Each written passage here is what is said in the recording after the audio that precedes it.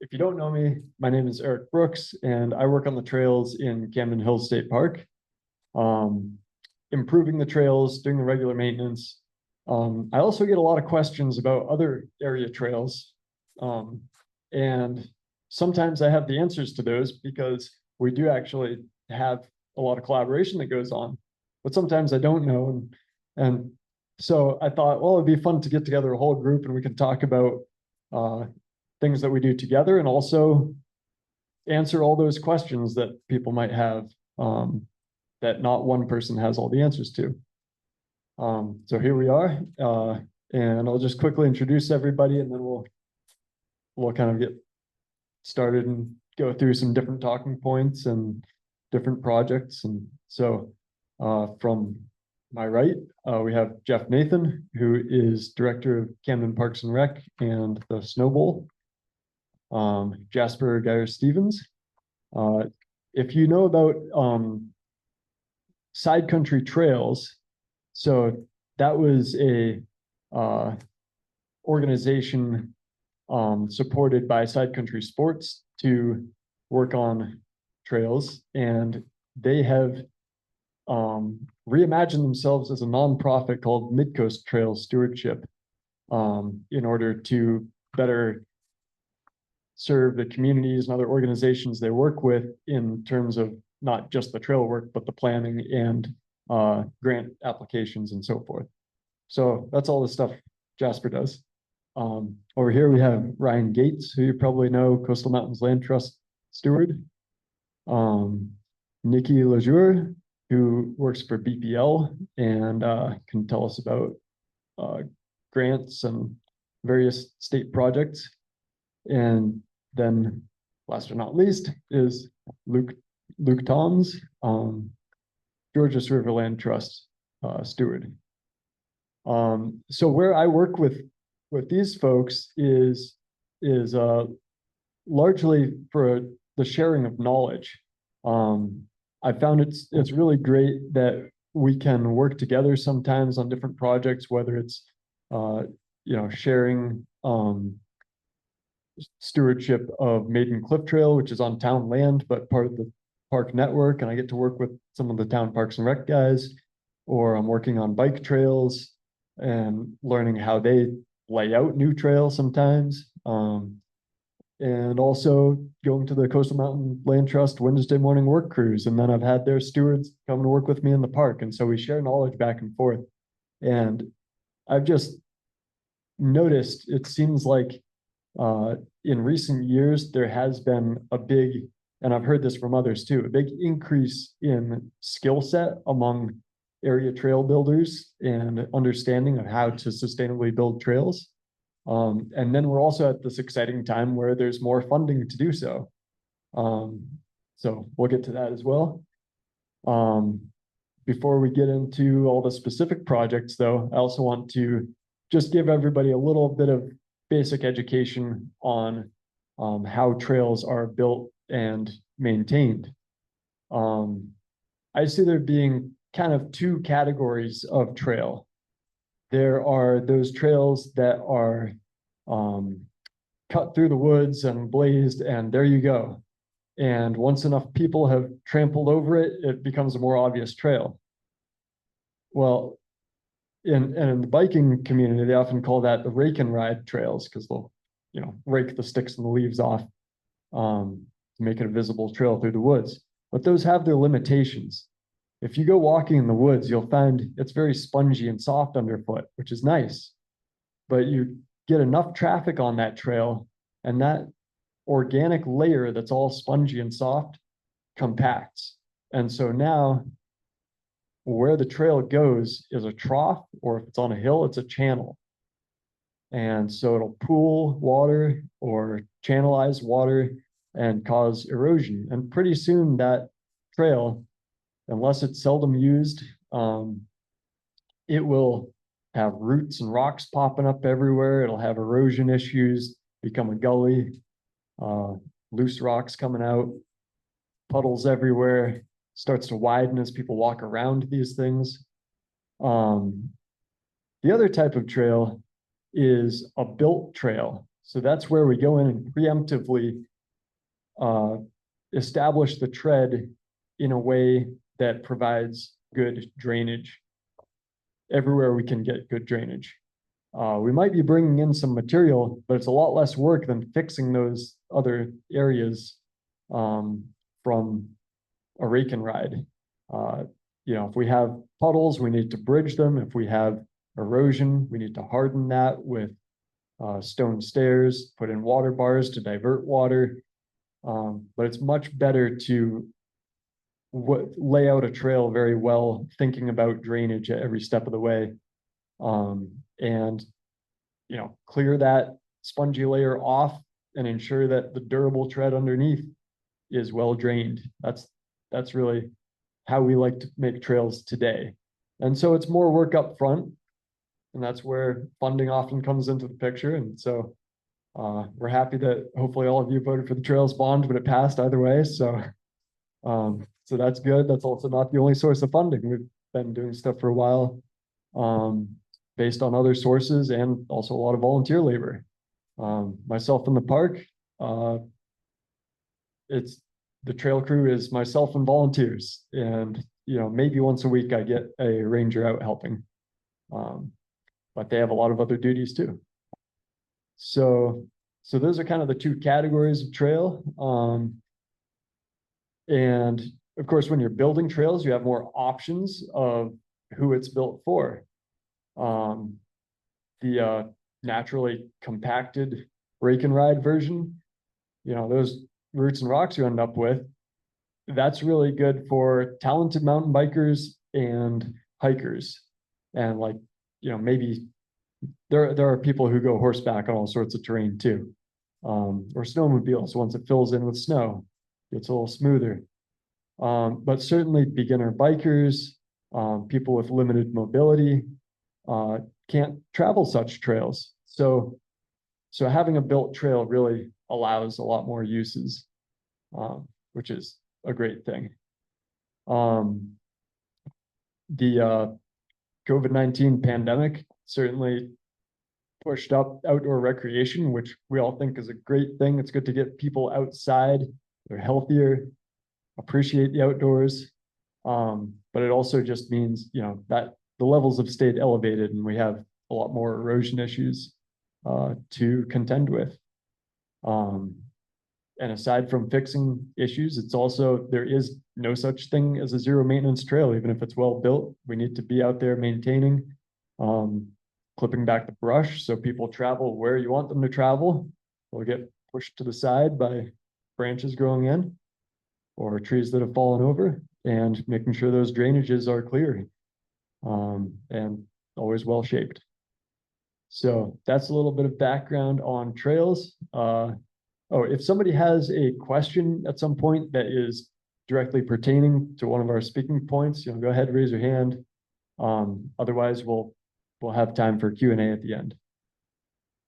So I think with that, I'm going to pass it over to Nikki to give us a little big picture on the state and funding.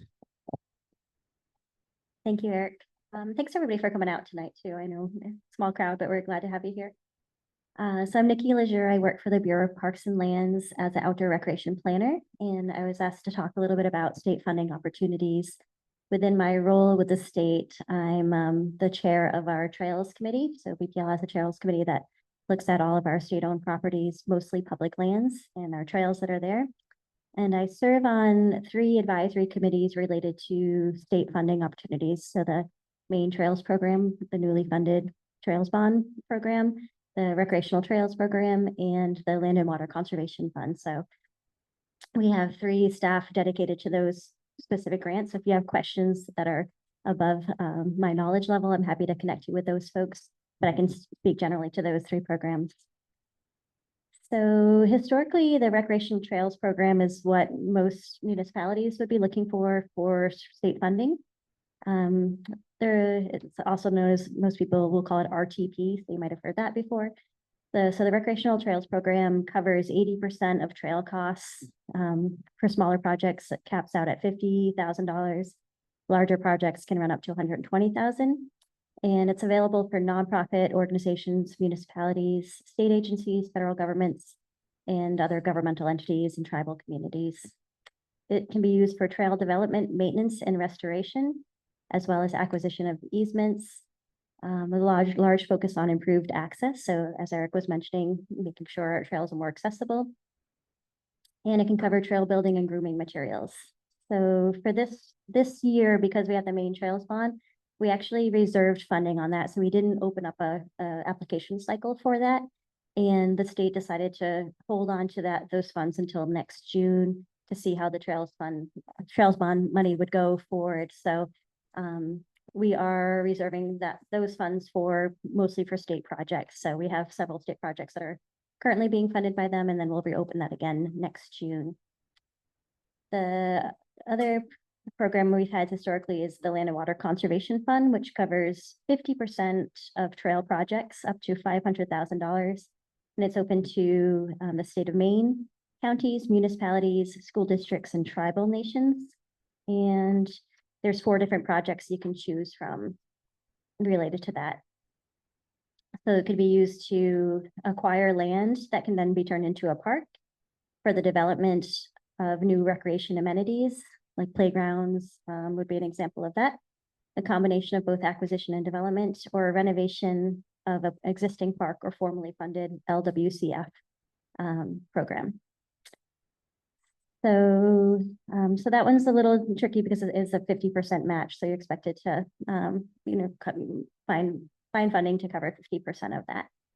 And those applications will be opening in June of next year, 2026, but you're required to go through a project eligibility assessment with the state. So they'll come in and talk to you about the project and just make sure it'll work, so that way you don't go through the huge application process without it being sure if it would be likely to pass or eligible for it. And that needs to be done by December 31st of this year. So if you're looking for a project to be funded in 2026, you can apply. You want to go through that process before the end of the year. And then the last program is the Maine Trails program. So this is a result of the Maine Trails Bond that was passed last year. Thanks to everybody who voted for that. The Maine Trails program, I think, is the best deal around. So this covers 90% of your project. So you only have to provide a 10% match, and it can cover projects up to $250,000. So pretty significant there. It's open to municipalities, state government, and nonprofits. Anybody here on the panel applying for MTP? Okay. So yeah, so that's a good question. It just prompted me that the 10% match can be accrued through volunteer hours. So we can rate those volunteer hours and in-kind donations as well. So so the match doesn't have to be a cash donation. It can come in other forms as well. The Maine Trails program, it's a little different than the other 2 programs where it has to be for new projects. So it can't be done for maintenance or materials. So development of new trails, which would include creating new trails, adding bridges, boardwalks, structures, or signage. And it can be used for significant renovation. So if you have a trail that needs to be rerouted for some of the drainage issues from the kind of the rake and ride trails that we are known to create in Maine, so if you're renovating or rerouting a trail, it can be used for that. More focus again on improved access, and it can also be used for water trails as well. So things like the Allagash Waterway, there's some Seven Lakes Land Alliance is working on an inland water trail as well. So some water trails. And then this is actually due tomorrow at 5 p.m. So if you're like, oh, that's a great idea, you probably don't, I know you don't have time to work for this year, but we have funding secured for the next 4 years. So 3 years. So please continue to consider this as a possibility to fund your project. And a little bit more about the Trails Bond. So good time to start planning for next year. And we have, I wouldn't contact Adam Fisher, our new administrator of the program right now, because he's busy processing a bunch of applications that are coming in. So what things look like for the Maine Trails Bond statewide is that we have about 100 applicants that we are expecting to come in, which is in comparison, the recreational trails program, I think we had about 30 last year. So significantly more than what we're used to. And we're expected to meet the $7.5 million that we have set aside for this year. So that's great news. We've mentioned a lot about non-motorized trails, so hiking and biking, but the trails program is also available for motorized trail with the intent of trying to keep that as balanced as possible. Some of the challenges I think folks are going to find is because a lot of people are now excited about trails is how do we build these trails? And so securing, starting to plan early for contract and getting some trail contracts out there is good. We have some really good local resources close by. Town for Trail Services, Erin Abaddon, she's working on a project in Belfast this week. OSI, Maine Conservation Corps, and the Appalachian Mountain Club is geared up towards scaling for projects as well. So lots of other resources we can provide for that. And it's also based on a reimbursement program as well. So I think I'm probably over my 7 minutes of time I was going to talk about, but just a few other things I want to mention from the statewide perspective is BPL, our current recreational trail program projects we have are at Cutler Coast, Kennebec Highlands, Tumbledown Mountain. We have a program that's funding some of our foresters. So timber harvest is down this year. So a lot of our foresters are moving towards recreational projects. So we are using some funding to help secure their positions and do some trail work, deferred maintenance. Bald Mountain and Aquasic, Rangeley area. You'll see I've got some photos in there from there. We have a improved access trail going in Talking Brook Public Lands in New Gloucester, Androscoggin Riverland, AV Trails, the Allagash Waterway. There's a new campsite and trail renovation, and Little Moose Public Lands, some exceptional mountain bike trails up that way. I don't know if folks have checked those out, but and let's see. And then other than that, statewide initiatives, I'm wrapping up a grant application for a statewide trails plan. So we're looking to have a comprehensive plan that will look at trails throughout the state, our inventory, our resources, our need, and find any gaps, identifying that. And that's going to be tied in through the primary part of my job, which is writing the statewide comprehensive outdoor recreation plan. So we're applying for a $150,000 grant to have a contractor come in and do a trails assessment on the statewide and figure out, do we have too many hiking trails? Do we need more equestrian trails? Do we need more mountain bike trails? What's this do for the economy? And just looking at things from a really holistic viewpoint.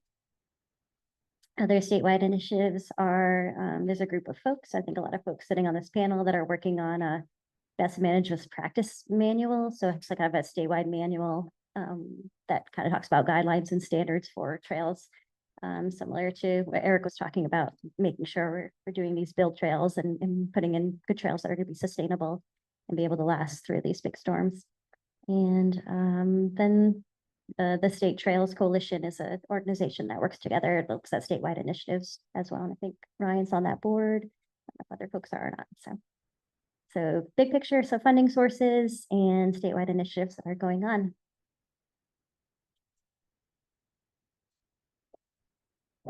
Awesome, thanks, Nikki. So I'm Ryan Gates. I'm the Stewardship Director for Coastal Mountain Land Trust. We serve, just turn that off or hit a button. We serve 16 different towns now. We just added the town of Monroe up in Waldo County this past year. We have about 14,000 acres conserved. We own about 6,500 acres that are home to about 60 miles of trail. And the 60 miles of trail varies from what Erik kind of described as rake and ride to single track trail to machine built trail, like the Round the Mountain Trail, which is a 6 to 8 foot wide gravel based trail with about 60 bridges out in the woods. That's around Ragged Mountain. I think what I'd like to bring tonight is not only to showcase everybody's work here, but in which I'd like to highlight what trails do for a community, and also how much work it is for all of us as land managers or contractors or other nonprofit kind of workers that are involved with trails. It's a lot, and it is getting to be really, really expensive as contractors and planning, and everything's gotten more expensive, I think, in the last 5 to 6 years. But What we have come to realize is that, good trail work, if done right, the maintenance is your cost is upfront, right? If you're bringing in material or you have, even before you bring in material, there's like 4 stages to trail design, to a trails project. It's really like planning and design, then getting all your permits, getting your permit in compliance, then there's construction, and then ultimately somebody's got to maintain it. And the organization that I work for experienced this a little bit as we built around the mountain trail, is that we had a contractor come in and build the trail that we weren't yet really set up to then maintain. And that, to Eric's point, that no trail is free to maintain. I've heard numbers that's anywhere from 3 to 10% annually is what you should be kind of holding aside for maintenance numbers. I think also with the pandemic and a lot of people getting back outside that, may have taken a break from getting outside. It was a way to reconnect with friends. It was a way to get outside for headspace. It reminded us all how nice it is to get outside and meet up with people. And it also brought a lot of newer people out into the woods. And so we're seeing effects of that may not, it's kind of non-traditional use. But as a land manager or as a trails manager, it's kind of like, well, why are they walking over there? Like the psyche of a trail user is kind of wide open now, which is great, but it's also kind of hard to manage sometimes. So I think, I was kind of brought up here or asked tonight to share a little bit. I get the pleasure of sharing a little bit of what everybody's kind of been up to, not to speak for these other individuals, but just to kind of give you the Cliff Notes version of what everybody's been up to just in the last year. So Jeff over here at the Snow Bowl, Jeff's new to the Snow Bowl, as a general manager. They've hired 2 full-time people for trail maintenance just at the Ragged Mountain Recreation Area. That is the Snow Bowl property, but you'll hear Ragged Mountain Recreation Area because there's 365 days in a year and there's not snow always on the ground. So these people will be basically just dedicated to the Snow Bowl property for ongoing trail work and maintenance. And I know one person's on the ground now, but there's another to be joining that other person soon. They've replaced and repaired 6 bridges. They've worked with Jasper and his group, Midcoast Trail Stewardship, and completed a reroute on Jibe, which is one of the mountain bike trails, and then also fixed a major washout on the Red Diamond Trail with Midcoast Trail Stewardship. They rerouted an entrance to Pitch Pole, which is another trail to make it more sustainable and user-friendly. They've worked with OSI, which is Outdoor Sport Institute, which is out of Millinocket. We have a local the person who's been doing the trail planning at a statewide level and prior to was at a national level, lives right here in Union. So we've had pretty good access to that person, Steve Kasachik, who's helped the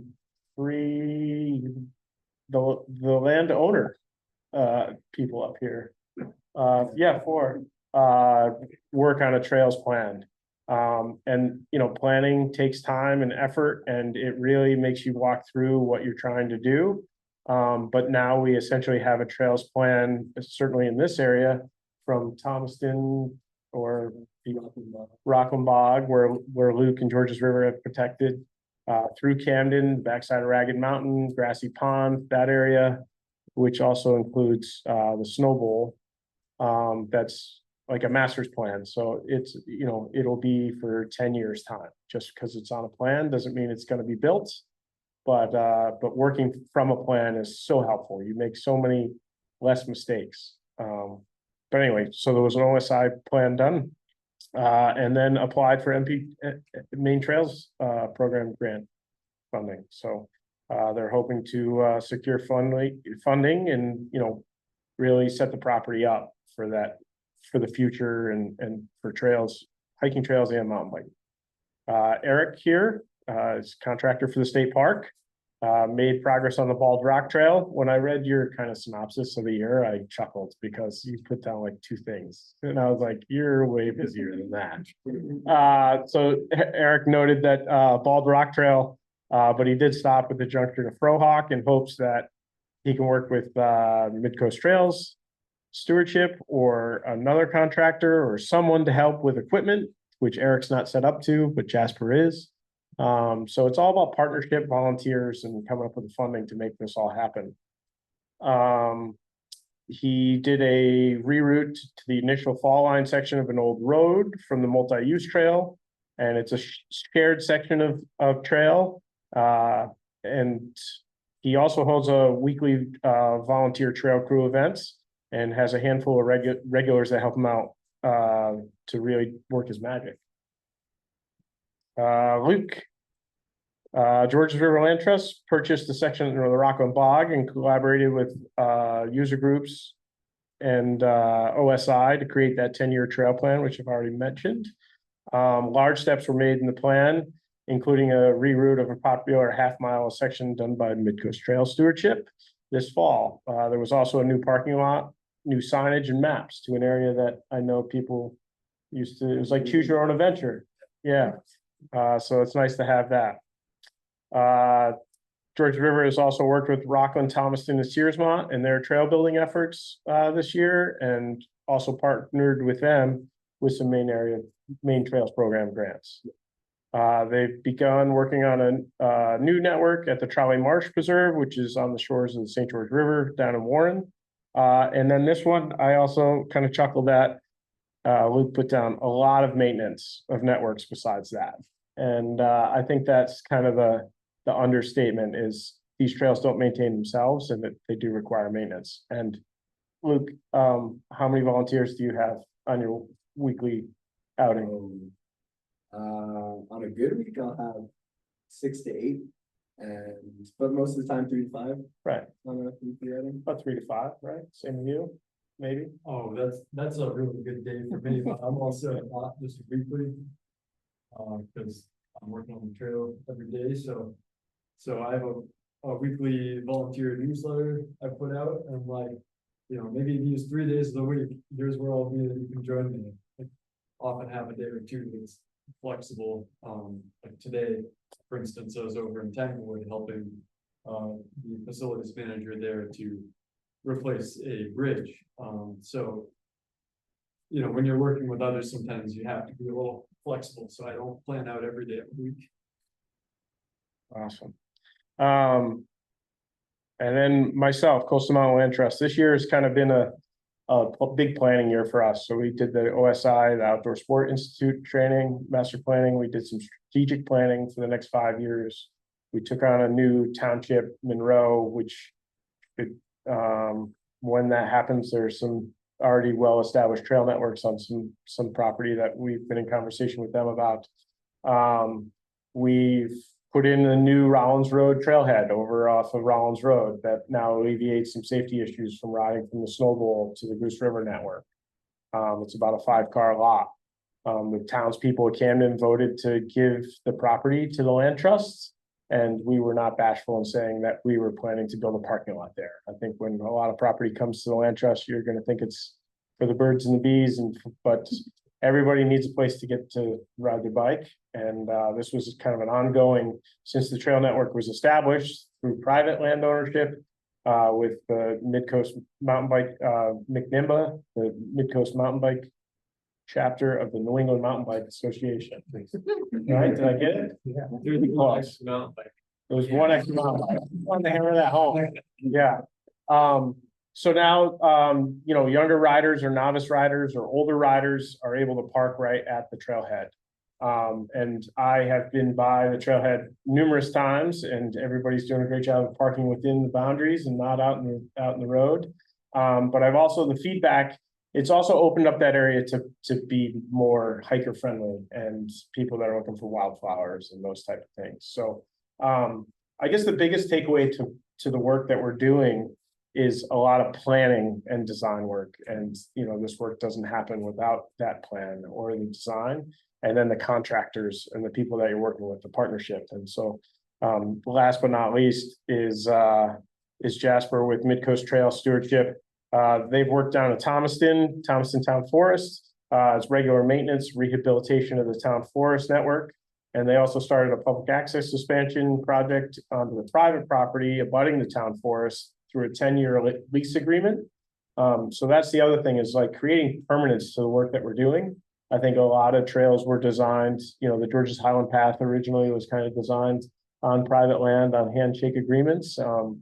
And the Hills to Sea Trail up in Waldo County is kind of the same way, and it's ever evolving. So just having some permanence behind this is also, a second layer of protection for all the work that we're putting in. Midcoast Trail Stewardship also then was working up in Lincolnville, regular maintenance on the Lincolnville Central School network. That school participated in the Outride program, and there's a small network design behind there. And there's also a trail that goes over towards the library. Is that correct? Has that been finished or? It does exist. Yeah, it's just Erik and I were out there earlier this summer. Needs some improvement. It's mostly a snowmobile trail, sort of kind of beautiful. Yeah. But that's the other thing. That's that other thing that trails do. This is just a small snowmobile trail, but it could create connection between the library and this right out the back of the school door. In Rockland, they rehabilitated and rerouting sections of the GHP through Georges River Land Trust preserves.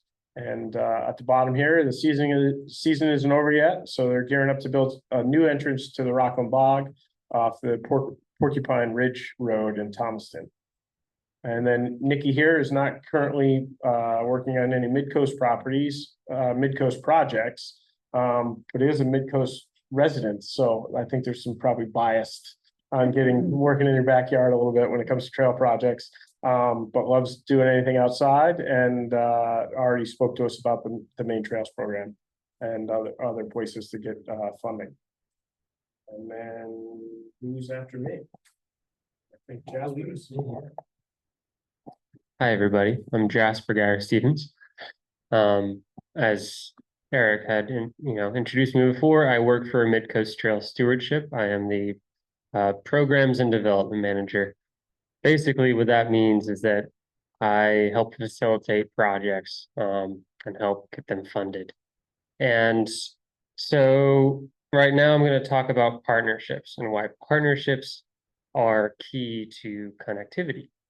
We see trails as a way in which we can access the outdoors, but it's also a way in which you can commute. Some people use trails. I know of a couple people, really, not many, but use the trails from Thomaston through the Rockland Bog to get elsewhere. Those people have to know where the trails are. So it's kind of secretive in that way. But ultimately, what was missing in our area was a sort of response to the need of trail maintenance, and so where we come out of is Side Country Trails. Is sort of like this for-profit company that was established a little while back, and what they did was they built some trails. They helped facilitate some networks behind schools, etc. But really found that they were lacking in their ability to really provide the community with a real hard benefit. So after a few years, aka last year, 2024, they established Midcoast Trail Stewardship. And what we do is we continue on that legacy of building and maintaining trails, but we also support our partners. So everyone here, minus Nikki, I haven't worked with you before, but we work with each other to help share resources. For instance, Jeff and I were just talking before this in the background over there about the ability for us to bring our excavator over and help with a couple of minor projects before the season wraps up for him. And then Erik and I are on this Lincolnville Trails Initiative, right? So what Midcoast Trail Stewardship can do for a small little towns initiative is to help bring maybe the capacity to write a grant, or even like like with Jeff, bring the tools, bring maybe some expertise, help lend a hand in this person's project. And what sets us sort of separate from other organizations is that we and kind of float between landowners, right? So we are not a landowner, we are not a conservation organization, but we can work with those institutions. But we can also work with private landowners.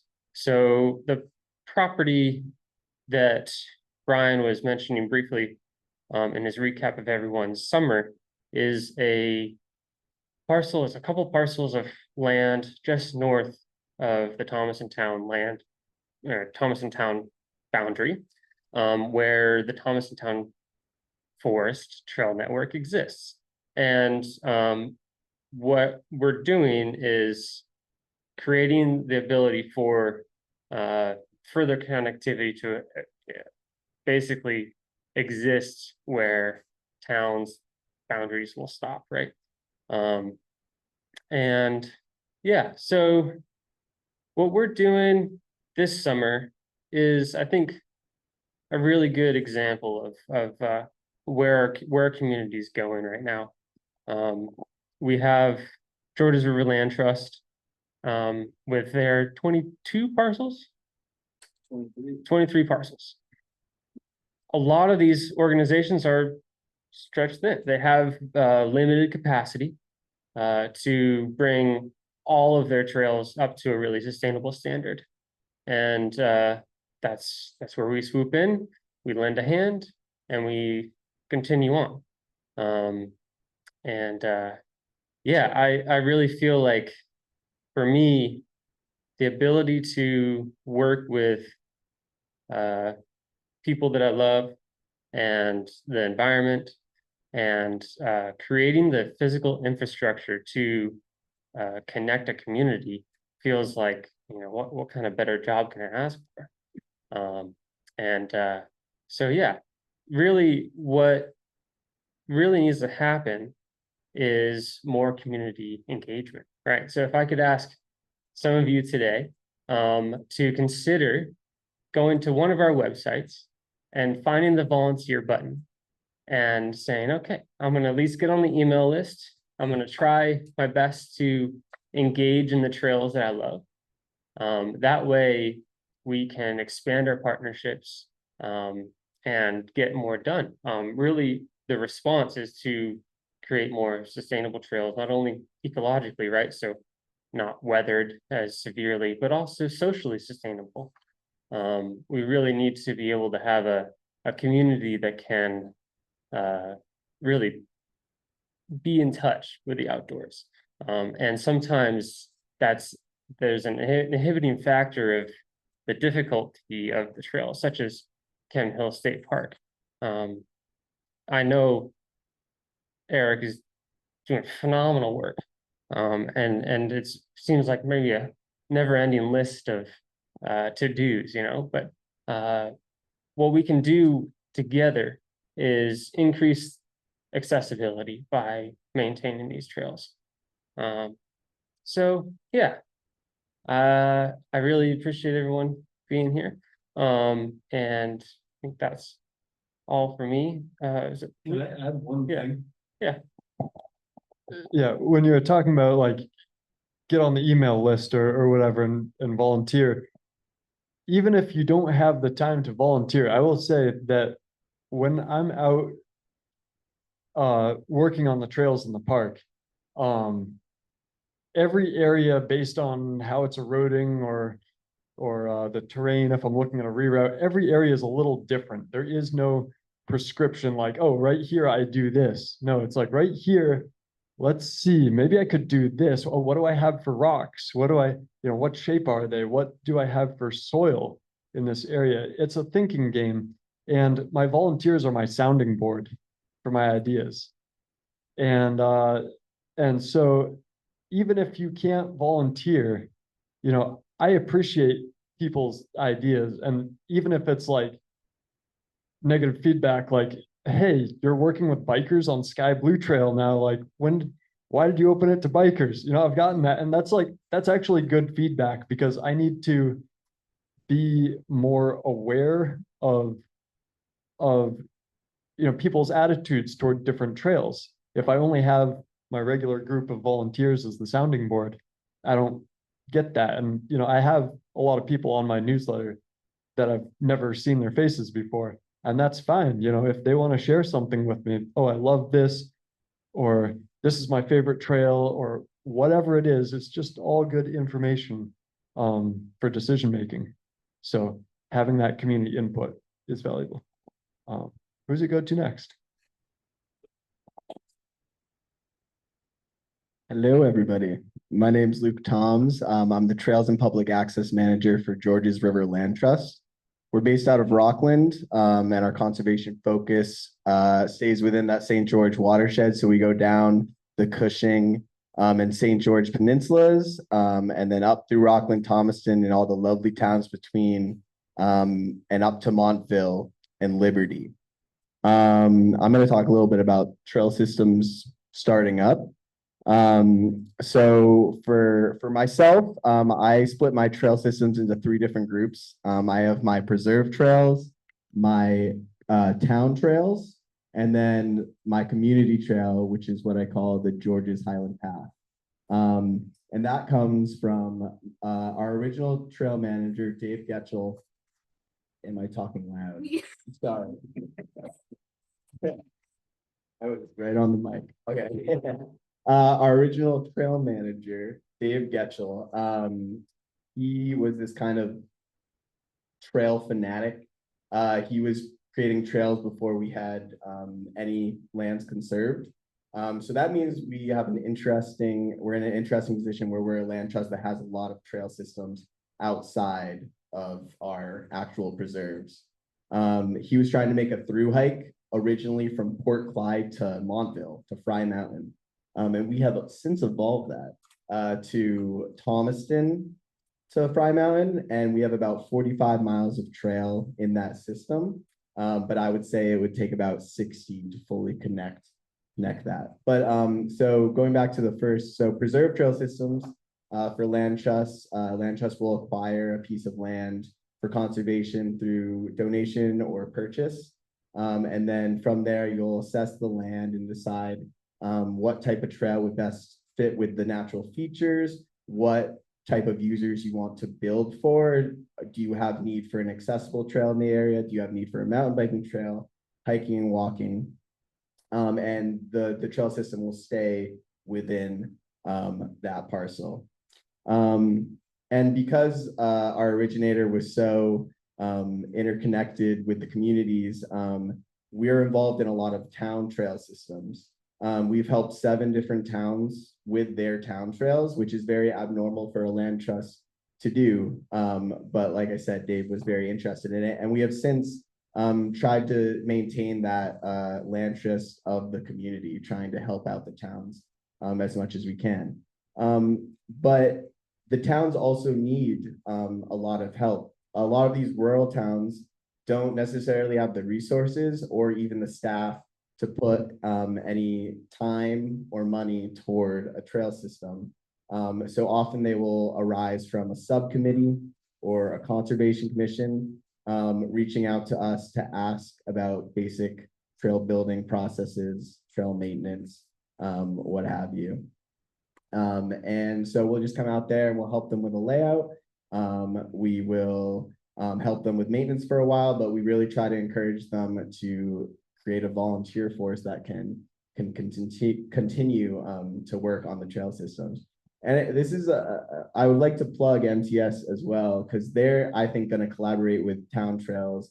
They collaborate with land trusts in a great way, but I think their format is perfect for town trails because they don't just come and create a trail and help with maintenance, but they help with the funding aspect, which is an aspect that towns usually don't have the capacity for. And, you know, if you're in a subcommittee or a conservation commission, you're working a full-time job. This is just something you're doing for fun on the side. Like, oh, maybe my town could have some trails, and MTS could come in, help them with the grant funding with MCP or what have you, and push that project forward and actually create it. So it's a really wonderful nonprofit in this time, and we've really enjoyed working with you guys as well.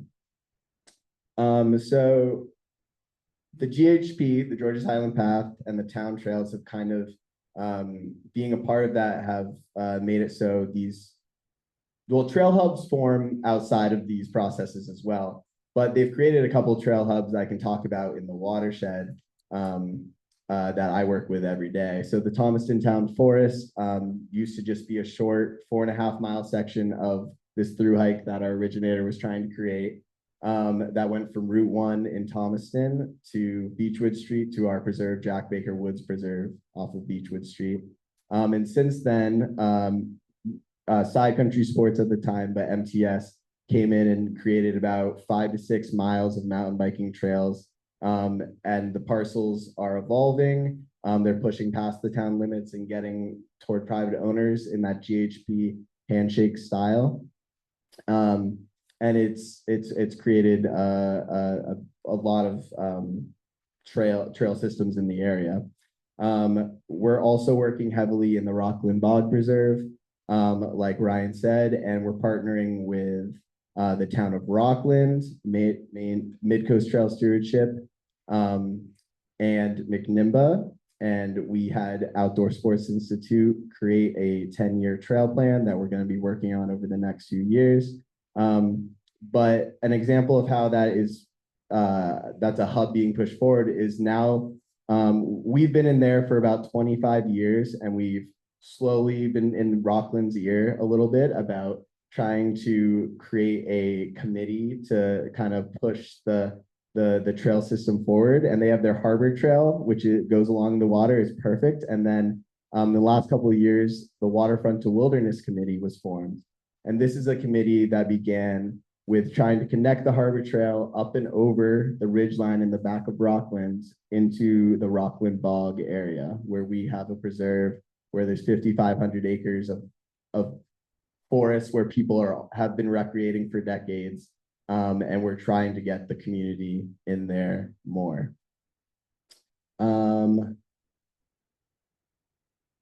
Yeah, that's a little bit about community trails, I suppose. They just keep forming and evolving. Town committees working with land trusts, working with different trail crews.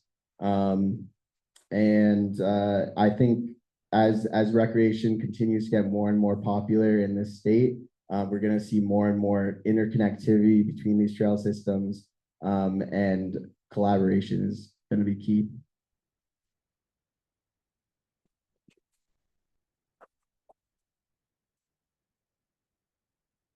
Well, good evening, everybody. Jeff Nathan, Camden Parks and Recreation. Really not a whole lot more to add to what's been discussed so far, but I want to just talk a little bit about what Lou talked about with the concept of the hub, and really a potential for that, very local to where we are today.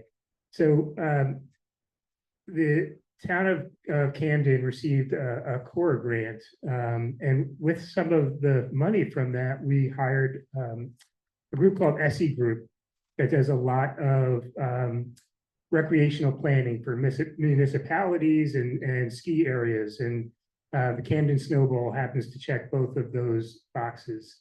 And one of the things that we charged them with as part of that master plan that we asked them to develop was really what's the potential for the Snowball, and specifically the lodge in that area, to serve as a hub for a 4-season healthy outdoor recreation activity. And with the thought process being, we have today about 7 miles of trails on the Ragged Mountain Recreation Area that's owned by the town of Camden. If and when we're successful with the MTP grants and additional funding in the future through the OSI master plan that was developed, when the dust settles, we'll have over 12 miles of trails right on the property. That said, if you were to hike to the summit of the Snowball, you'd pretty soon find yourself either on Round the Mountain Trail and over in Coastal Mountain Land Trust property, or GHP. And so having that connection to go across the street and pretty much be in the state park. So when we think about all that this area has to offer in terms of outdoor recreation activity, and then knowing that our community, our town, has this asset, this municipal asset located right here in Camden, which has the potential in the future to maybe have bathrooms that are open all of the time for people to come in, a community gathering point, maybe a restaurant where I go out and hike for the day over in the state park and want to get together with my friends that were mountain biking over in Rollins Road or walking, maybe paddleboarding in Hosmer Pond, to have that community gathering place where everybody can get together and have that community experience as part of their healthy outdoor recreation lifestyle. So we're not there today, but it is really something that as a town, we're taking a very close look at and saying, how do we get from where we are today to that in the future? And this master plan that we've now have developed is really going to help us map out that path forward to getting from where we are to hopefully that being that community hub for outdoor healthy activities in the future. So I think I'm turning it back to Erik, and we're going to take any questions that you may have. Unless anybody else has anything they want to wrap up with? Yeah, just a couple words. Yeah, so you heard all of us kind of talk about planning and design and trail building and how it's an art and how many skills and how many things it actually takes. I think we also are at this point at the statewide level. As Nikki said, I'm on the Trails Coalition leadership team, and I think that we're at a place where what comes first, the funding or the workforce, right? This is a trade just like anything else. When you think about trades and you think about apprenticeships and you think about learning from someone, or you think about the skill in which somebody learns, trail building and trail design and trail planning kind of incorporates a lot of things, right? So you got to be able to talk to people. You got to be able to know where you are and who owns the property and how you're going to get permission. You got to read soil maps. You got to read the topography. You got to read hydrology. You got to know where the vernal pools are. You got to know the ferns. You got to know the woods. And I think the only way that really happens is by doing it and learning from somebody or being exposed to this at a fundamental level to begin with. I say it's a trade. I would also like to say that, not everybody who digs a house foundation is a trail builder. And I guarantee you don't want a trail builder digging your house foundation. So, that little joke kind of is good, but it's also truthful. I think with the cost of things and the way things are setting themselves up, $7.5 million at a maximum of $250,000 is 30 projects statewide if they were all fully funded, and that's over the next 4 years. We all voted for it or against it, but anyway, the majority wins, and so it's going to happen. And I'd just like to give a shout out to the 4 people over in the back there. Those 4 people have just spent 7.5 days up on Bald Mountain. They're members of the Maine Conservation Corps. They have been working on trails all summer, and some are good experiences, some are bad experiences, some are, they're all learning experiences. I've had the pleasure of spending about 6 days with them, and I've learned a lot, they've learned a lot, and I think what it comes down to is just knowing that getting that skilled workforce and getting the right people involved behind a plan and the right funding is really going to make things happen. And I also think that, as Jeff and Luke were saying about community hubs, trails are a community hub. And I think there's probably people in this room live in this area because of the access that we have to the outdoor world. It shapes our communities that we live in. We meet friends out there. We go for, as I said, mental health, walks, physical health walks. I have a terrible day at work. I want to go for a walk and clear your head. it's kind of hard when you're trail manager to go out, you know, my favorite trail is a bushwhack. Because I don't wanna look at a grocery list of things I have to do later on in life. But yeah, I think we are to this point at a statewide level that we, you know, our working forests are no longer working and we're gonna heavily rely on recreation. And at the state level, they're doing a lot of planning. At the humane system, they're working on job force stuff. They're working, you know, trying to come up with a program, maybe in the community colleges to have their own trails program. MCC, the stuff that Jasper's doing, bringing on younger people to work alongside you all. Eric's got people in the park that's, you know, working. Jeff's hired a couple of young people. We have interns. Luke has interns. So I think it's just, there's an interest here to really do this well. And there's also an opportunity to do this well. With funding, with planning, with design work. And then just getting it done. So, I also had some kind of numbers, just to share with you all, but I have a couple questions for you. Who gets outside? If you came to a trails talk, who's out on trails and how often? Go ahead. Yeah, hi, my name is Nate Hadley. Most of the people seated up there. And I work for the Natural Resources Council in Maine. I gave up. Was very excited about the Trails Fund and as a urbanite Rocklander in late September, I'm in the land trust probably, if I can help it, every other morning for early archery season. And I just think the world of the work that you all are doing because you get people out into the woods, which gets them to be stakeholders and engaged. It's like sentinel for what's coming, you know, as far as any kind of awareness of climate change and natural disasters, heavy rain, droughts, all of it. Like the access that you create is such a jumping off point for so much good that I think creates a culture of being environmental stewards and environmentally aware, which translates into votes. It's super important. Thanks for that, Nate. Anybody else willing to share how much they're outside and how they're getting outside? Go ahead. Hi, I'm Dylan. I'm a team leader with the Maine Conservation Corps. I've been outside every day since March. And yeah, I'm outside from like 7 a.m. to like 4:30, depending on the day. But yeah, I sleep in a tent in the woods. It's cool. I asked for this. But yeah, I get out a lot. The trails are important to me because outside is important to everyone.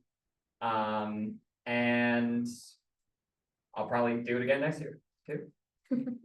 Awesome. Go ahead. I feel compelled to speak now. I'm Christy. I feel like there must be some magnetism here because I'm the new director of the Maine Conservation Corps. Are you serious? This was not, it was not planned, but so I'm really happy to see you. Oh my gosh. I saw the back end. That's crazy. That's not all in holy, I just assumed you. I started 3 weeks ago, so Yeah, so very just took over Sarah's role. yeah. That's great. But I actually grew up in the Camden area. I was actually just telling someone this morning that in the 80s I would ride horses in Rocky Mountain and snowboard. And I take anytime I can. I recently moved back to Camden and spend weekends and when I can up in the hills. So thank you for your work up in the hills. And yeah, I'm just really happy to be part of the community. Thank you for the shout out to the Corps and the work they do. It is a really important part, I believe, of making Maine accessible and great, and also for the future of Maine. We're bringing in young professionals, the future of environmental stewardship into Maine. 60 to 80% of our Corps members are from outside of Maine, and hopefully they stay in Maine, building skills, building experience that contribute to all of our livelihoods and well-being. Anyways, I came here today actually just to learn because I have a lot to learn. Thank you. My name is Dan. I'm part of the Belfast area NEMBA organization. I'm on the board up there, and so I've been an outdoor enthusiast my whole life, specifically snowboarding and kayaking and paddleboarding, but much more recently mountain biking's been my thing. And so I want to speak to the we have an incredible group in Belfast, and to the connectivity to your community. We do a Wednesday night ride up there that's in our 5th year. We started during COVID. It's a very welcoming group. And last year we rode from mid-May all the way through into December. We didn't miss a ride until the very end, because last year, like this year, we had just such incredible weather. We gather just a little bit outside of town. My friend actually has a community supported brewery there. So not only do we have this summer, I think we've been like 12 to 20 riders each and every Wednesday. There's a lot of times new riders, and that ride ends with just an incredible potluck party that's very loosely organized and absolutely fantastic. So speaking on that community part of it, it's just, and I know just because we're a bunch of weirdos and we give out an award each week, that people will get up and make a speech. You win the game walk and you make a speech, and what it means to people, and we have it. I have it on recording week in and week out. Is what it really does mean to people. It's important. It's meaningful. It really reaches people. So, thank you. Thanks for that. Well, my name is Amy. I'm a heavy trail user statewide, particularly mountain trails. And I have to say, even though I travel all around the state, I love hiking in this area, and it has been an absolute treat to re-hike the Camden Hills State Park and like see all of Erik's work, and that has been delightful. I'm like, this is gonna be creepy, right? But I'm like all of your biggest fans of the work that you do, and having seen kind of the bigger picture statewide of what's going on, like what's happening in this area, and the level of collaboration is like on par with Bethel to me. You know, there are a lot of folks out there that are like working across land trusts and things, and it's really awesome that it's also right here in my backyard. So thank you, thank you, thank you. Yeah, my biggest volunteers. Yeah, I'm John Meyer. I'm head of trails for the St. George Conservation Commission down in the peninsula. So we got an RTP grant a couple of years ago to rehab our Fort Point Trail as a universal access trail. It's been a huge success and very well received by everybody in the town. I also help out Erik every now and again. And other than that, I try and get out, hiking a few days a week as well. I'm Jay Philo, and I live in Lincolnville on Deantown Road, which is South Youngtown Road. That's the original road up into the park that becomes the Cameron Mountain Road. Yeah. And that's the one that has all the little foundations on it. And so the park is my backyard. So I'm here, and my contribution is unofficially I go up and clean the water cistern out of the old Dean place up that's up the unofficial path, the old road. Other than monetary contributions, they get boats up in the wash. But I have a specific question. I heard from the actually last night was the Lincolnville Trails Committee that there's work in progress to make a trail from Stevens Corner across the road on the snowmobile trail to connect with Tanglewood across Lake City. I don't know if you're familiar. Erik, I am familiar with this terrain, but I was wondering,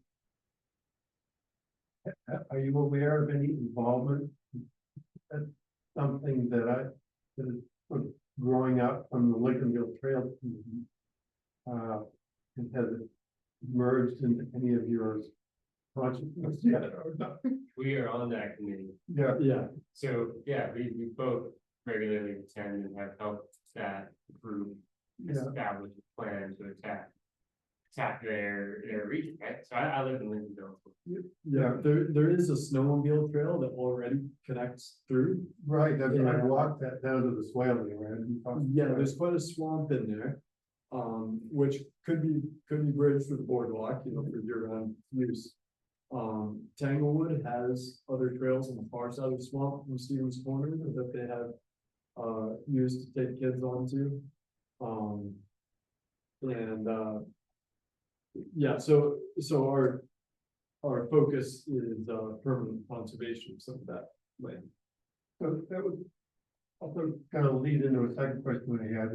Do you work much with snowmobile groups? I mean, they're seasonal and they have the luxury of have trail across the frozen pond, which you don't, but is there interaction, say, in bridges that might be a common, you know, benefit to both? Yeah, we do, so if we were to acquire a piece of property that either has an existing motorized trail, then we're gonna wanna try and work with that group and establish an MOU, you know, some kind of understanding.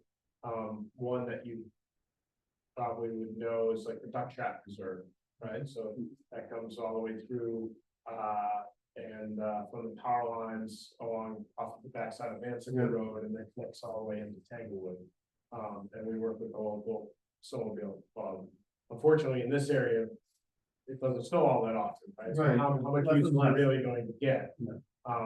But I do feel like there's an option, you know, with the Maine Trails program, you know, it's 50% multi-use, it's 25% motorized, and those funding brackets, those percentages can slide depending on the applicants.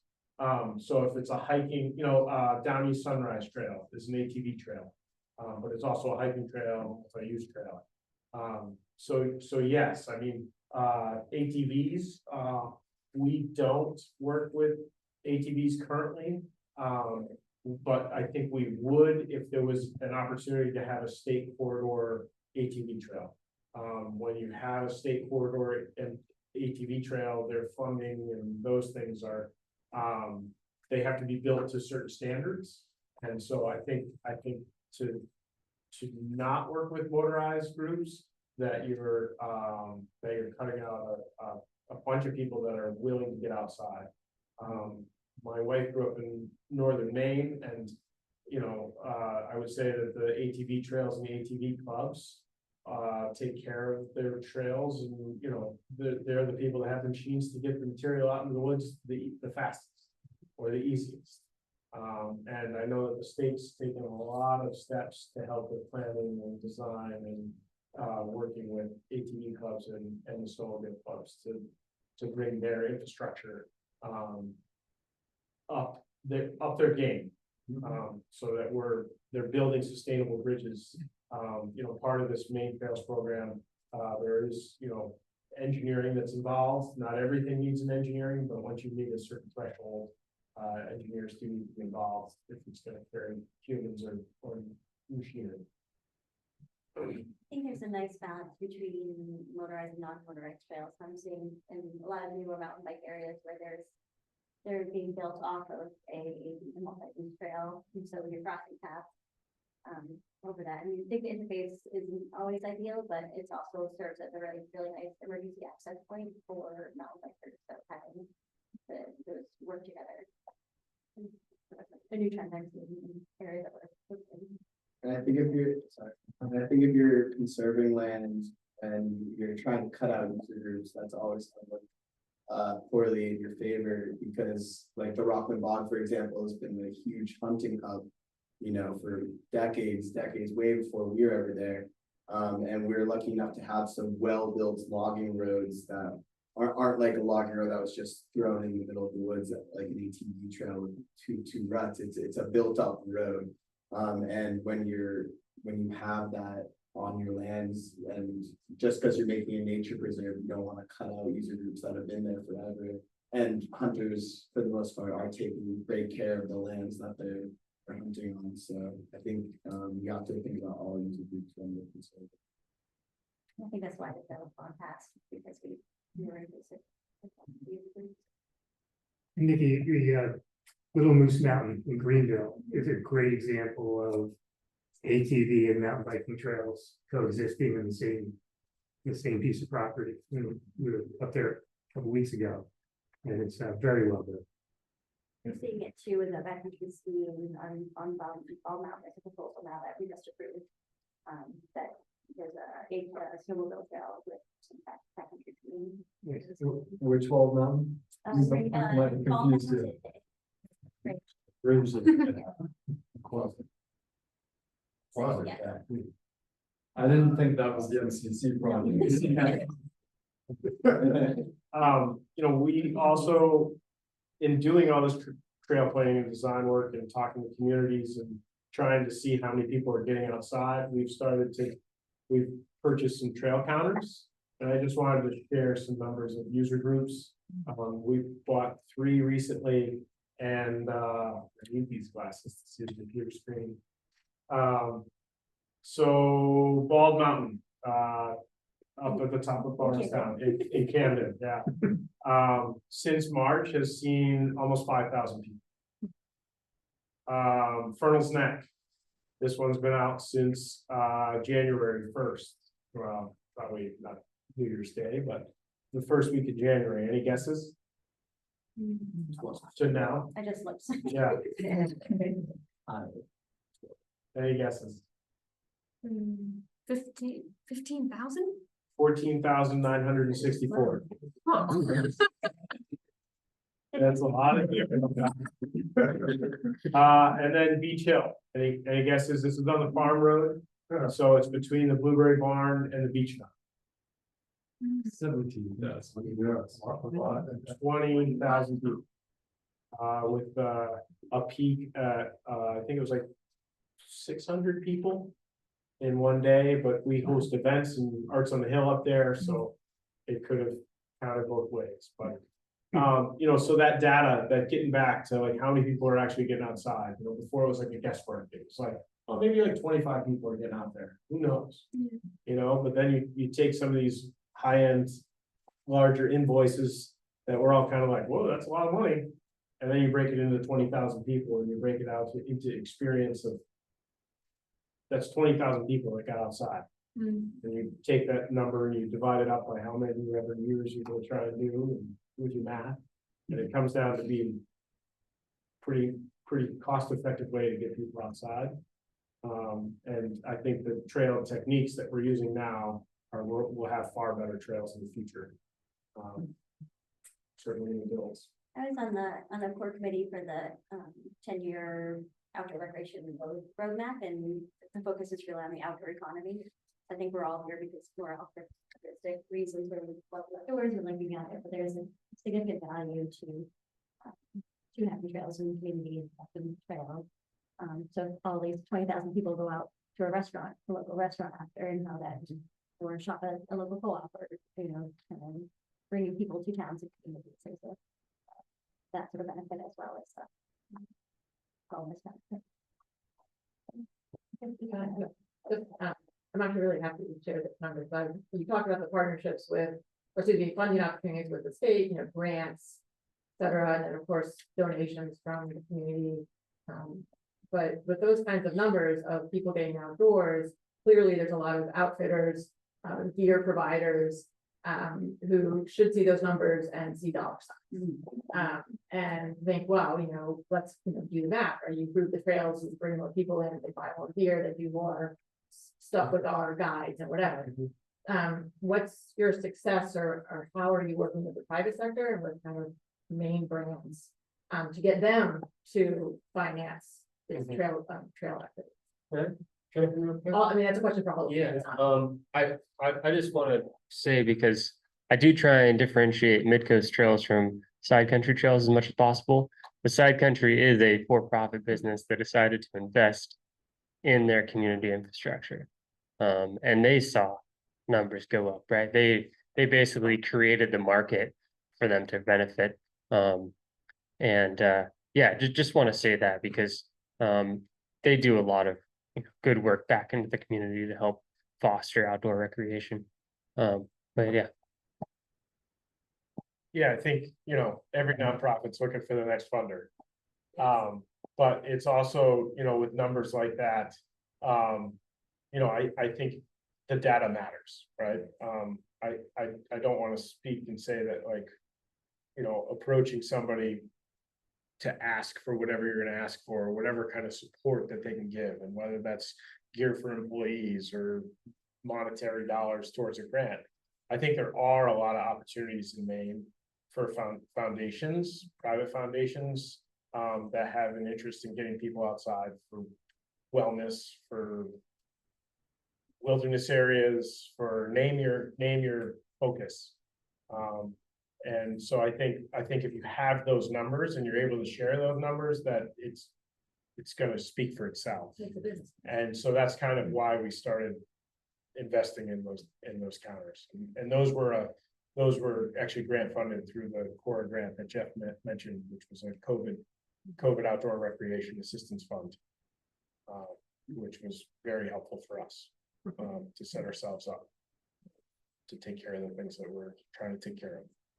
The Maine Office of Outdoor Recreation works closely with the Maine Outdoor brands, so they sort of spearheaded this 10-year outdoor recreation roadmap. So Maine Outdoor Brands, I don't remember how many partners they have in that, but it's companies that are made in Maine that focus on the outdoors, from making like paddles to outdoor gear to institutional trail builders, food, trail food. So they're really sponsoring this invested in next community trails. Other questions? A question for any of you. What is either a current or future trail project that you are most excited about right now? Secret. I'll jump in. So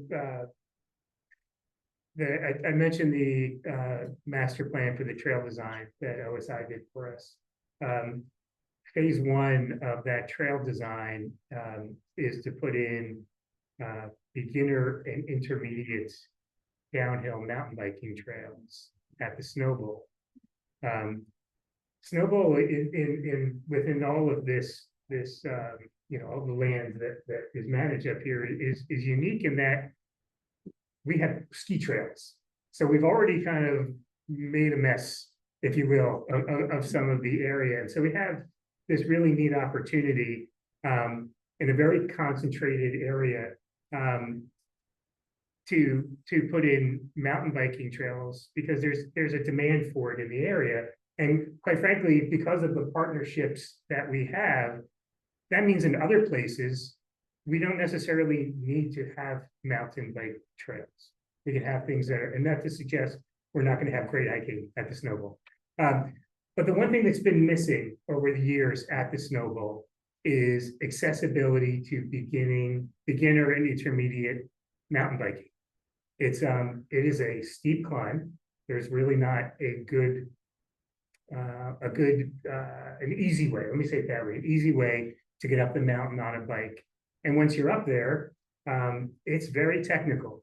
It is, I think the technical name for it is New England jank is the term that is used for it. It is, it's not for beginner and intermediate riders. And what is really exciting to me, and I'm looking forward to, is creating greater accessibility on this municipal property for people that want to get into the sport and are limited to where they can access that. We're very fortunate. Coastal Mountain has the Rollins Road trailhead down the road, and that's great. But having something at the Snow Bowl for beginner riders, to me, is the most exciting thing that we can do right now. It's not going to prevent our expert riders and our experienced riders from going up to the summit and seeing those amazing views and riding those technical trails, but it will increase, you know, the usership on the mountain. To me, that's incredibly exciting. Here, here. Well, one thing that's exciting to me is anytime a project is improving an existing trail, maybe through a reroute or something that just makes total sense. Like, why didn't they do that the first time around? And one of those great examples is what Coastal Mountains and MCC just did at the top of Bald Mountain. So instead of hiking up to the peak and then having to like know where to go down to where they've got the great nature panel and the best view from the mountain, now the trail goes by that best view before you get to the summit. That also avoids some icy switchbacks in the winter. So Is that official now? Oh, Yep. that's awesome. yeah, so that was a great improvement. And then I just started working on a project that might not be, I'm sure won't be open this fall. But it's my project for next year, which is working up on Ridge Trail. And that junction with Zeke's Trail is moving down to a better location, so the trail doesn't just like fall off the side of the mountain in an eroded mess. But we stay higher on the ridge for a bit, and John saw this. There's some beautiful ledges you go across with old cairns covered in lichen. Somebody knew that was a good way to go in the past, but there was no evidence of cut stumps or anything.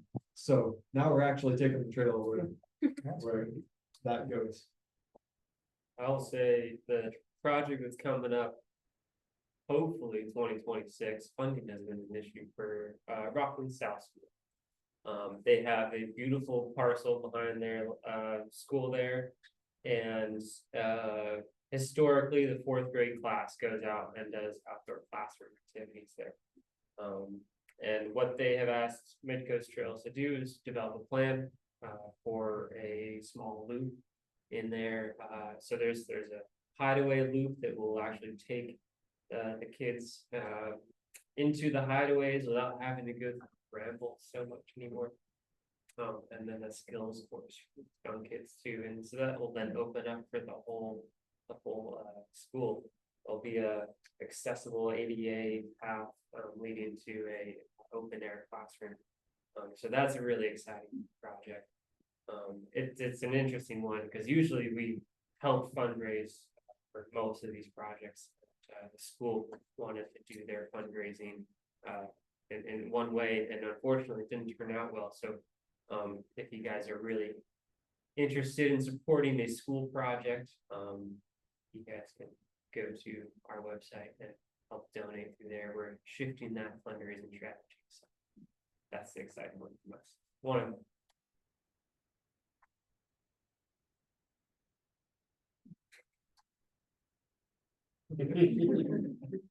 We got a couple of things in the works. We would like to finish the Around the Mountain Trail at some point. Surprised I didn't get that question out of the audience. So I'll just, yeah, I knew it was coming. I could feel it. Around the Mountain Trail, we're working with, we've been working with the Snow Bowl. They were working on some permitting, or there was some thought that there was some permitted needing. And then there's also a landowner on the Barnestown Road side that we still need to work with. And we work with willing landowners, and we just haven't struck up the right conversation yet to really make sure that it goes all the way around the mountain. We do have the funding to make that trail happen, but we do need to make sure that, you know, we're working with landowners that want to work with us. And yeah, I think that would be a great asset and really help out with things. And then I have a personal passion for ADA, ABA trails to get all people outside. And so I think you'll see some of that stuff coming out of Coastal Mountain Land Trust with intent and purpose. The only part we have right now, the only section of trail that we have that's ADA certified, APA, is the first quarter mile of the Round the Mountain Trail to the aluminum bridge up the Thorndyke Brook trailhead. And so I just think inviting people back out that maybe didn't have that opportunity in a safe way is going to be a big focus of mine personally with my position. I guess I'll talk about the next project we have going, the Trolley Marsh Preserve project. 15 acre parcel off of 131 that goes down to the St. George River. We've never done a trail on the preserve. There is an old ATV trail that goes down the center of it. But like many trails in New England that are on old ATV trails, they were never made to be a trail, so it's an erosion nightmare. But just off to the side and hidden in the woods are these amazing gullies with 50-foot drops, old oak groves, old hemlock and white pine groves, amazing rock features. And at the very base of the preserve, right next to the river, is this old trolley line. There's this trolley that used to go from Warren to Camden. It would go Warren, Thomaston, Rocklands, Rockport, Camden. I think I hit them all. And it was called the Oakland trolley line, I believe. And that's where Oakland Park came from. They tried to make a big where Oakland Park is now. They tried to have a movie theater, baseball diamond, bowling alley. They tried to make this area when vehicles were making the trolley line or causing the trolley line to go out of business. They tried to make this big park, and they were saying ride the trolley line for 5 cents and come see what we got. So that trolley line goes through this preserve. I think it's just as important to note the history that happened in this area. So I'm excited about. I think we can fit like 3 miles of trail in there. Have some really cool bridge features and interpretive panels. And that trolley line base is still there, and it still goes from Warren to other towns. So I think there's needs for a bike trail. I'll speak kind of generally because I work statewide.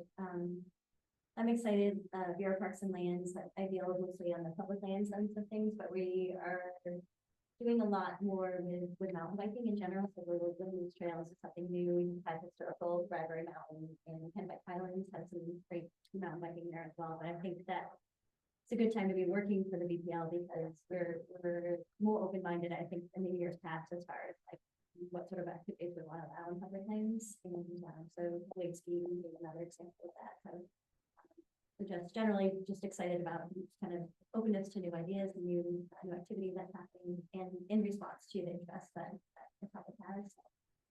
And after tomorrow, I'll have 100 applicants to look through trails and projects that are going to be proposed around the state, and I'm really excited to see what that is. I haven't heard anyone mention e-bikes yet. We're seeing That's a big category of.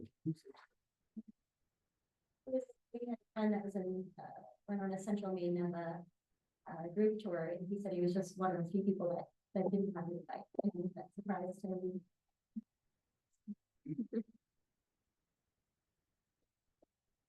I just have a kind of a practical question, I guess. I really like the map you guys have now.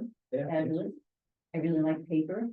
Like I was gone for a while and I'm back. When I came back, around the mountain trail. And so how will I know? Just go to the website, Coastal Mountains or Snowball, and I can find all the trails if I go to a website. Yeah, we also have a trail guide. Yeah. And then we also have like if you're on our website, Yeah. we have Ragged Mountain with insets of other trail networks that are also part of the Round Mountain Yeah. Reserve. But Great. but yeah, we do have a trail guide that goes through about 30 of our preserves. Great. Yep. With the maps on it. That's kind of way I came tonight, just to listen and hear more, because I just do my greatest hits all the time. Just a regular, Ronald's Neck or Detail, but there seem to be many more. The website Maine Trails Finder has a lot. It's a good Maine Trail Finder. Yeah. It's a good centralized location to find space. You have to print out your own maps, but they all have links to maps. So they have out and it has a lot of information about the trails, and there's another 400 grant where they're trying to include accessibility information. So they tell you how the grade is, what the cross slope is, how long it is, what kind of terrain it is. So I'm moving towards updating some trails, providing a lot more information. Great, thank you.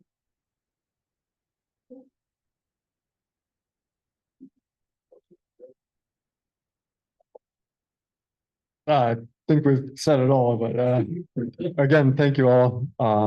This has been fun. Feel like I learned a lot sitting here too. So, yeah.